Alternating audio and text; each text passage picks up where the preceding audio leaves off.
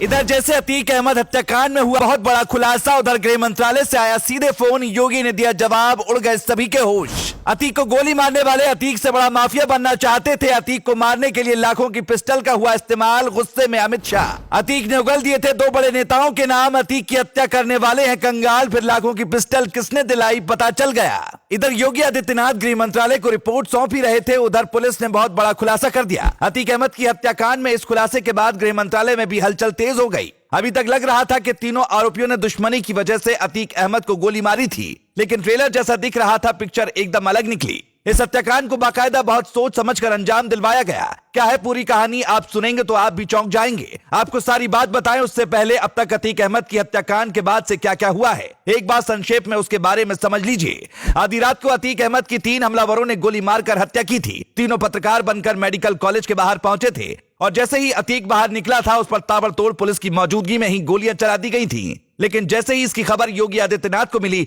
उन्होंने डीजीपी को तलब किया और आला अधिकारियों के साथ पूरी रात बैठक करते रहे। योगी 1 मिनट भी नहीं सोए और ना ही अधिकारियों को सोने दिया और उत्तर प्रदेश के सभी जिले में धारा 144 लागू करते हुए हाई अलर्ट जारी कर दिया गया। डीएम और एसपी को सड़कों पर भेजा गया ताकि किसी भी तरह से कोई माहौल खराब करने की कोशिश ना करे। इस मामले में अब तक राजनीति भी तेज हुई है। विपक्ष योगी सरकार को खराब कानून व्यवस्था के मुद्दे पर घेरने की कोशिश में जुटा हुआ है। इसके अलावा प्रयागराज में इंटरनेट भी बंद कर दिया गया है ताकि किसी भी तरह का बवाल ना हो सके। योगी के ताबड़तोड़ एक्शन के बाद गृह मंत्रालय से भी सीएम कार्यालय में फोन आया और सारी जानकारी गृह मंत्रालय को दी गई। योगी आदित्यनाथ ने बाकायदा एक रिपोर्ट गृह मंत्रालय को सौंपी है, लेकिन यहां तक तो मामला ठीक चल रहा था, पर इसी बीच पुलिस ने ऐसा खुलासा कर दिया जिसके बाद अमित शाह का भी गुस्सा 7वें आसमान पर पहुंच गया होगा। दरअसल तीनों आरोपियों के पास से जो पिस्टल बरामद की गई हैं, उनकी कीमत लाखों में बताई जा रही है। मीडिया रिपोर्ट के मुताबिक जिस बंदूक से अतीक अहमद और उसके भाई अशरफ को मौत के घाट उतारा गया, वो तुर्की में बनी है। तुर्की में बनी इस पिस्टल का नाम है जिगाना।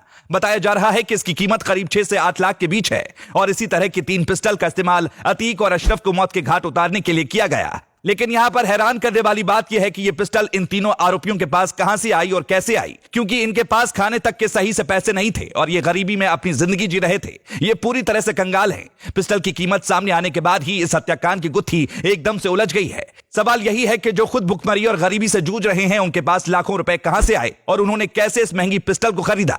इसीलिए अब कयास लगाया जा रहा है कि किसी ने जानबूझकर अतीक अहमद को मरवाया और वो आदमी कोई छोटा आदमी नहीं था, बल्कि कोई नेता या फिर कोई बड़ा बिजनेसमैन हो सकता है जिसके बारे में अतीक अहमद खुलासा कर सकता था। लेकिन इससे पहले कि अतीक अहमद अपना मुंह खोल पाता, उसे मौत की नींद जानबूझकर सुला दिया गया। आपको बता दें कि ऐसी खबरें सामने आई थी कि अतीक अहमद ने साबरमती की जेल से ही कुछ नेताओं को फोन किया था जिन्होंने उससे बात तक नहीं की थी। अब शक की सुई उन्हीं नेताओं की तरफ घूम गई है। क्या कोई ऐसा राज अतीक बोलने वाला था जिसकी वजह से उनकी कुर्सी हिल जाती, इसीलिए उसे मौत के घाट उतार दिया गया। हैरान करने वाली एक और बात सामने आई है, वो ये कि आरोपियों ने कहा कि उन्हें अतीक अहमद से भी बड़ा माफिया बनना था। बता दें कि जिन 3 आरोपियों को गिरफ्तार किया गया है, उनमें एक आरोपी लवलेश तिवारी के पिता यज्ञ तिवारी ने कहा उनका बेटे से कोई वास्ता नहीं है, यानी लवलेश को कोई लंबे समय से गुमराह कर रहा था, इतना गुमराह कि वो अपने बाप से ही दूर हो गया। हालांकि अब पुलिस इस मामले की जांच करेगी कि तीनों आरोपियों के पास इतनी महंगी पिस्टल कहां से आई। Bureau report.